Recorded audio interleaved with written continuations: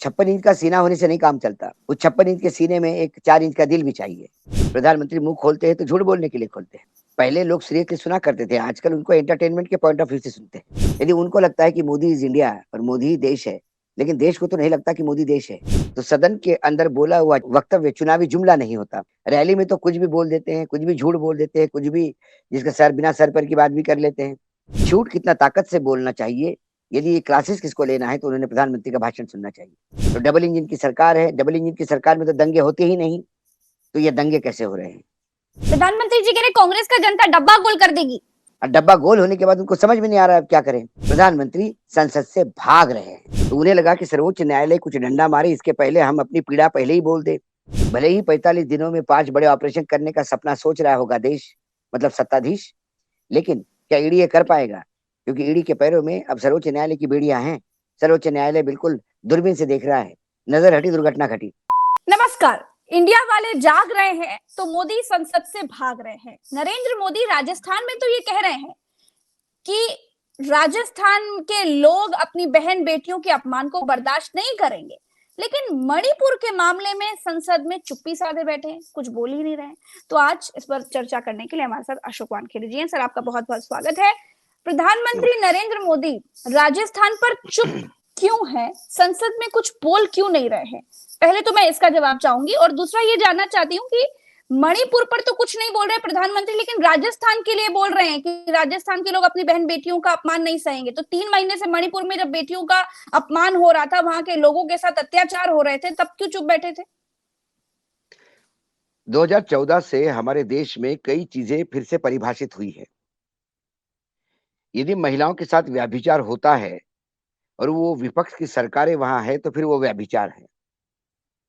और यदि जहां सत्ता पक्ष की सरकारें है और वहां व्यभिचार होता है, फिर वो सदाचार की लिस्ट में आता है। इसलिए फिर उनका हृदय तब तक तड़पता नहीं है, उनको क्रोध नहीं आता। मतलब 4 तारीख को हुए इस मई के इस कांड के बाद उनको जुलाई में क्रोध आता है। तो कितना लेट करंट है आता है उनको, और कितना मतलब कैसे हमारे प्रधानमंत्री हैं इस देश के, वो भी सर्वोच्च न्यायालय के डर से, क्योंकि सर्वोच्च न्यायालय ने जब मन बना लिया था नोटिस देने का, तो उन्हें लगा कि सर्वोच्च न्यायालय कुछ डंडा मारे, इसके पहले हम अपनी पीड़ा पहले ही बोल दे। वो भी लोकतंत्र के मंदिर के बाहर उन्होंने कहा कि मुझे पीड़ा हो रही है, मेरा हृदय बहुत आज दुखी है इस बात से। उन्होंने जो मणिपुर की घटना हुई, वो 145 करोड़ लोगों का अपमान कहा है। लेकिन फिर उस अपमान के लिए 145 करोड़ के, ये 145 करोड़ के देश के रहनुमा या हमारे अभिभावक उस अपमान के लिए क्या कर रहे हैं, ये किसी को पता नहीं। संसद चल रही है, संसद के बाहर बोलना चाहते हैं, क्योंकि उनको जब भी वो बोलते हैं, रैली में बोलते हैं, भाषण में वन साइड कम्युनिकेशन होता है। आप बोलते हो, लोग सुनते हैं। गोदी मीडिया जय जयकार लगाती है। हम जैसे कुछ लोग हैं, वो सच्चाई सामने बयां करने का प्रयास करते हैं। कुल मिला के उनको लगता है कि ये विन विन सिचुएशन उनके लिए है। लेकिन सदन के अंदर जब बोलेंगे, तो सदन के अंदर बोला हुआ वक्तव्य चुनावी जुमला नहीं होता। रैली में तो कुछ भी बोल देते हैं, कुछ भी झूठ बोल देते हैं, कुछ भी जिसका सर बिना सर पैर की बात भी कर लेते हैं। लेकिन सदन में आपको बोलना ही नहीं, सदन में जवाब देना होगा। विपक्ष सवाल पूछ रहा है। विपक्ष और सत्ता पक्ष, ये लोकतंत्र के दो पहिए हैं। बिना सवाल सरकार कैसी चल पाएगी? सरकार की जवाबदेही देश के प्रति है। और जो विपक्ष है, ये कोई मंगल ग्रह से टपका नहीं है। ये भी इसी देश के लोगों ने उन्हें चुनाव जितवा के दिया है। सत्ता पक्ष के पास 37% मतदान है, वोट है। बाकी तो विपक्ष के पास है, भला बिखरा हुआ है। तो जवाबदेही बनती है। लेकिन प्रज्ञा जी, जवाब दे तो क्या दें? जवाब इसलिए नहीं दे पा रहे हैं कि डबल इंजन की सरकार फेल हो गई, ये एक्सेप्ट करें। 2017 से वहां लगातार बीजेपी की सरकार है राज्य में।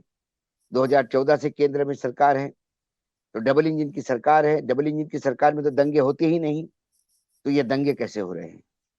वो हमेशा कहते हैं कि अल्पसंख्यकों को, उनके हितों की रक्षा की जाएगी। तो फिर अशोक सर, मणिपुर में एक और अल्पसंख्यकों झूठ की थी। प्रधानमंत्री का सामने आया है। उन्होंने अमेरिका में ये बात कही थी कि हर साल देश में एक आईआईटी और एक आईएम यूनिवर्सिटीज बन रही हैं, जिसको लेकर जब संसद में सवाल पूछा गया तो फिर शिक्षा मंत्रालय ने साफ कहा कि ऐसा कुछ भी नहीं है। हर साल तो छोड़िए, पिछले 5 सालों में भी कोई आईआईटी और कोई आईएम नहीं बना है। तो इतना झूठ, ये जब झूठ बोल करके डंका बजाना है तो डंका तो कोई भी बजा देगा। मैंने तो पहले भी मैं कई दिनों से कहता रहा, 2014 के बाद जब भी प्रधानमंत्री मुंह खोलते हैं तो झूठ बोलने के लिए खोलते हैं। पहले लोग सीरियसली सुना करते थे, आजकल उनको एंटरटेनमेंट के पॉइंट ऑफ व्यू से सुनते हैं।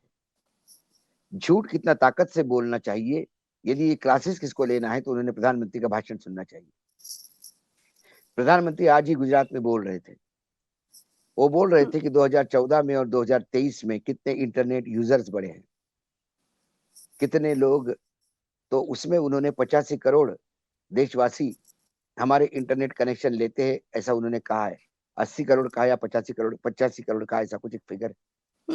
अब आप मुझे बताइए प्रज्ञा जी, यदि इस देश के 85 करोड़ लोग इंटरनेट कनेक्शन लेने की औकात रखते हैं, मतलब घर में बिजली भी होगा, कंप्यूटर भी होगा, नहीं होगा तो मोबाइल होगा, एक टीवी भी होगा, ऐसे 100 ऐसे 85 करोड़ लोगों में से कितने लोगों को फ्री का अनाज सरकार दे रही थी?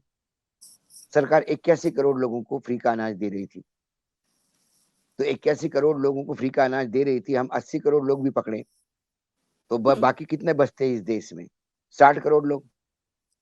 तो वो 60 करोड़ लोगों के पास यदि बिजली का कनेक्शन है, इंटरनेट कनेक्शन है, तो 20 करोड़ लोग तो इस 81 80 करोड़ में भी होंगे, जो 5 किलो का अनाज भी ले रहे होंगे। यदि देश की तरक्की इतनी हुई है कि जहाँ इंटरनेट यूजर्स इतने बड़े हैं, जी। आईपी एड्रेस लेने वाले लोग इतने बड़े हैं, तो फिर इस देश में आज भी 80 करोड़ के लोगों को अनाज क्यों दिया जा रहा है? सवाल ये है। दूसरा सवाल है, यदि इतने ज्यादा इस 85 करोड़ में किसान भी तो होंगे, यदि हमारे देश के किसान हैं तो फिर उन्हें 6,000 रुपए साल की भीख क्यों दी जा रही है? ऐसे असंख्य सवाल हैं हमारे पास कि सरकार जब आंकड़े बताती है, उस आंकड़े में इतनी तफावत दिखती है कि तो सरकार के आंकड़े हास्यास्पद लगने लगते हैं। अशोक लेकिन सर, मोदी जी सवाल हैं, तो ये भी है कि संजय मोदी जी मिश्रा को ये के लगता मामले में है, विस्तार तो मिल गया, लेकिन सुप्रीम कोर्ट तक ने पूछ लिया है कि क्या आपके पास और कोई काबिल अधिकारी नहीं है क्या एक के अलावा? सर्वोच्च न्यायालय ने वो भी पूछ लिया, और सर्वोच्च न्यायालय, मुझे लगता है कि अब यदि सरकार को ये लगता है कि उन्होंने बहुत बड़ा तीर मारा है, हमको ईडी को 45 दिनों का एक्सटेंशन लेके ईडी के डायरेक्टर को, लेकिन मुझे लगता है सर्वोच्च न्यायालय दिन प्रतिदिन ईडी को निगरानी करेगा। आज भी हम्म। सर्वोच्च न्यायालय ने ईडी को बुरी तरह से किसी को विदेश जाने के परमिशन को लेके बहुत बुरी तरह से रगड़ा है, हम्म। और बार बार वो ईडी की औकात दिखा रहे हैं कि आपकी औकात नहीं है, जो औकात से ज्यादा आप। इसके पहले उन्होंने कहा था कि ईडी का काम डराने का धमकाने का नहीं है, आप डरा क्यों रहे लोगों को? तो ये 45 दिन, भले ही 45 दिनों में 5 बड़े ऑपरेशन करने का सपना सोच रहा होगा देश, मतलब सत्ताधीश, लेकिन क्या ईडी ये कर पाएगा? क्योंकि ईडी के पैरों में अब सर्वोच्च न्यायालय की बेड़ियां हैं। सर्वोच्च न्यायालय बिल्कुल दूरबीन से देख रहा है, नजर हटी दुर्घटना घटी। तो हम्म। ईडी भी मुझे नहीं लगता कि कोई खास कर पाएगा। ईडी रोज ही सर्वोच्च न्यायालय के विभिन्न केसेस में रोज मार खा रही है, रोज डांट हम्म। सुन रही है। तो उनका ट्रैक रिकॉर्ड ये बताता है कि वो कितना गैर कानूनी काम कर रहे थे, कितना काम सत्ताधीशों के कहने पे कर रहे थे, और विपक्ष को जानबूझ के प्रताड़ित कर रहे थे। ये तमाम चीजें सामने आ रही है। दूसरी हम्म। बात जो आप कह रही है कि जवाब क्यों नहीं देते, जवाब क्या देंगे? जी। जवाब ये देंगे कि मैं, मेरे यहाँ अल्पसंख्यक लोग मार खा रहे हैं। वो जवाब ये देंगे कि मेरे ही कैबिनेट के एक मंत्री कहते हैं कि मणिपुर में कानून व्यवस्था खत्म हो चुकी है, क्योंकि हम्म। उसी मंत्री का घर फूंक डाला। वहां पे सैन्य के जो हमारे सीडीएस है, चीफ ऑफ डिफेंस स्टाफ, वो कहते हैं कि ये मतई और कुकी लोगों का आपसी झगड़ा है, इसको सॉल्व करना चाहिए, इसको राजनीतिक सोल्यूशन निकालना चाहिए। और मुख्यमंत्री कहते हैं कि ये बाहर के आतंकी आके ये काम कर रहे हैं। यदि वो बाहर के आतंकी आके काम कर रहे हैं तो फिर हमारी इंटेलिजेंस एजेंसी क्या कर रही है? आप ये ठिकरा किस पे फोड़ोगे, ये समझ में नहीं आ रहा है। ये ठिकरा जवाहरलाल नेहरू पे नहीं फोड़ा जाएगा, इंदिरा गांधी की इमरजेंसी पे नहीं फोड़ा जाएगा, विपक्ष पे नहीं फोड़ा जाएगा। हाँ, ये ठिकरा फोड़ने का काम महान, इस सदी की सबसे ज्ञाता, सबसे होशियार, होनहार नेत्री स्मृति ईरानी जी ने ये जरूर कहा कि राहुल गांधी ने मणिपुर जाके आग लगा दी, और आज मणिपुर जल रहा है राहुल गांधी की वजह से। मैंने कई पहले भी किसी पोर्टल पे बोला है कि मैंने जी। बोला, बचपन में मैंने मेरे माँ को बहुत ही अवैज्ञानिक काम करते हुए देखा है, वो बेचारी चूल्हा पहले जलाती थी, बाद में उसके ऊपर रोटी सेकती थी। आज स्मृति ईरानी का समय है, वो पहले रोटी सेकती है और बाद में चूल्हा जलाती है, क्योंकि 3 मई से आग लगी हुई है। 4 मई को तो ये घिनौना कांड हुआ। 4 मई को एक लड़का युवा 21 साल का, जो एक सोशल मीडिया पे एक पोस्ट करता है, पुलिस उसको अरेस्ट करती है और अब थाने पे ले जाते समय लोग उस पे हमला करके उसको मार डालते हैं। ये 4 तारीख को हुआ और ये 4 मई की बात बता रहा हूँ मैं आपको। ये बात जी। अलग है कि आज भी, आज के डेट तक, आज हम 27 तारीख पे 28 तारीख पे बात कर रहे हैं जुलाई के। 28 तारीख तक उस बेटे की, उस युवा की लाश इम्फाल के मर्चुरी में पड़ी हुई है। उसके माँ-बाप उस लाश को लेने की स्थिति में नहीं है, क्योंकि कानून व्यवस्था नहीं है, जा नहीं पा रहे। ये वहाँ की वस्तुस्थिति मैं बता रहा हूँ आपको। मेरा नहीं, सरकार कहती है। उसके बाद राहुल गांधी तो 29 जुलाई को गए थे, 29 जून को गए थे। तो राहुल गांधी 29 जून को गए, राहुल गांधी 29 जून को गए, इसीलिए 3 तारीख को आग लग गई। 3 मई को आग लग गई। राहुल गांधी 29 जून को जाके रिलीफ कैंप में मिले, इसीलिए 4 तारीख को उन लड़कियों के साथ 4 मई को गंदा व्यवहार हुआ। तो ये मेरी माँ वैज्ञानिकी थी जो पहले चूल्हा जलाती थी। उसको तो पहले रोटी सेकनी चाहिए थी और बाद में चूल्हा जलाना चाहिए था। इसलिए बेचारी का दुर्भाग्य है कि इतनी होनहार और ज्ञाता नेत्री शायद उसके समय में नहीं थी, जिसका नाम स्मृति ईरानी जी है। तो जब ये इतनी उल्टी-सीधी बातें करते हैं, मतलब ये तर्कहीन बात करते हैं, इनके पास मुद्दे नहीं होते तो चिल्लाने लगते हैं, बौखलाहट बहुत हो गई है। बार-बार कभी किसी को अंग्रेज के नाम से बोलते हैं, तो कभी किसी को इंडिया, इस शब्द को घृणित कितना हो गया ये बताया। जी। उसके दूसरे दिन क्विट इंडिया करके इसी इंडिया को क्विट करने के लिए बोला।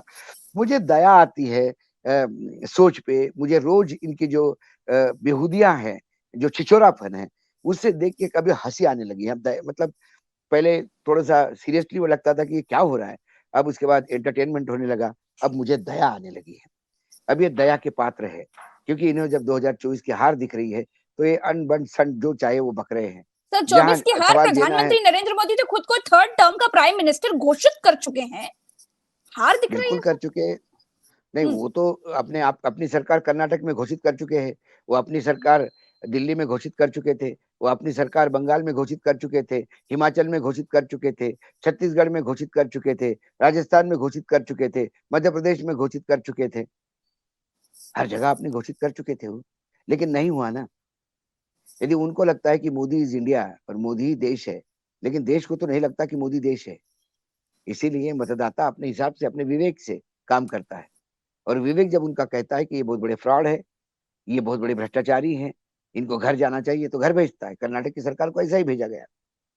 आज मध्य प्रदेश की सरकार में 50%, वहाँ 40% था या 50% का टैग है। 50% की रिश्वत बोली जाती है।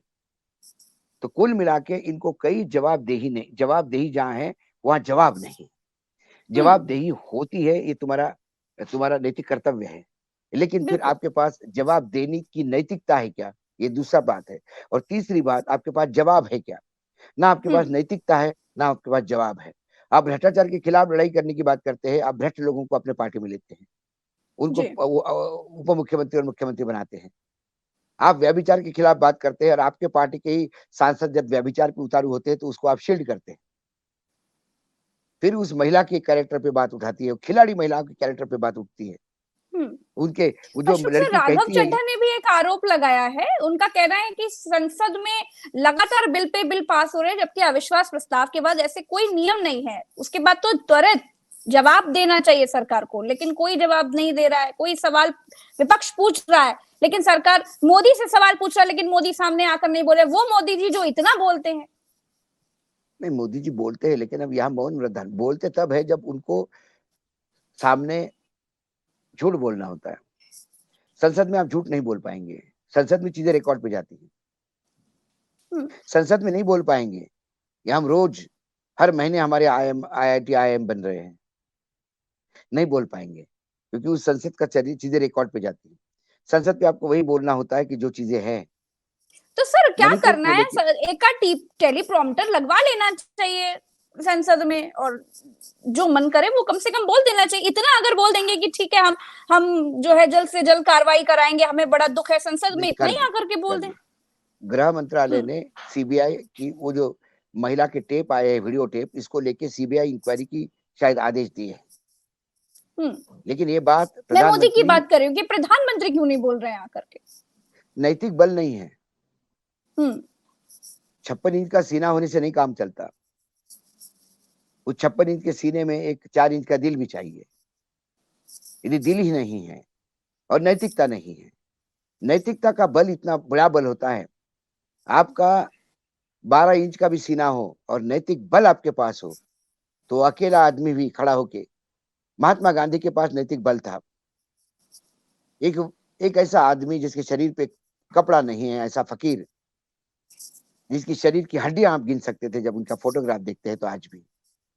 वो आदमी एक ऐसे साम्राज्य को ललकारता है जिसके सूरज नहीं डूबता था जिस साम्राज्य पे, और उसे घर भेजता है अपने।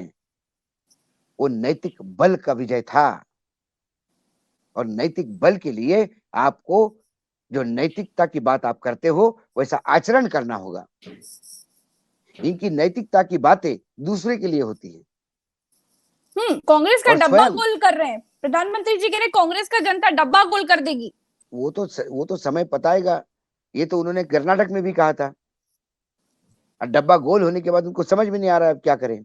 तो कुल मिलाकर सवाल के जवाब नहीं है सारी चीजें, और किस सर पे ठिकरा फोड़े वो सर दिख नहीं रहा है। इसलिए जब उल्टी गंगा बहाने का प्रयास स्मृति ईरानी जी ने किया तो बहुत मजाक उड़ी उसकी। तो इसलिए अब प्रधानमंत्री संसद से भाग रहे हैं, जवाब देने से भाग रहे हैं, सवालों से भाग रहे हैं, समस्याओं से भाग रहे हैं, अविश्वास प्रस्ताव से भाग रहे हैं। इंतजार 11 तारीख का कर रहे हैं कि एन केन प्रकरण 11 तारीख का समय निकल जाए और हम गंगा नहा लें। बहुत बहुत शुक्रिया अशोक सर समय देने के लिए। धन्यवाद।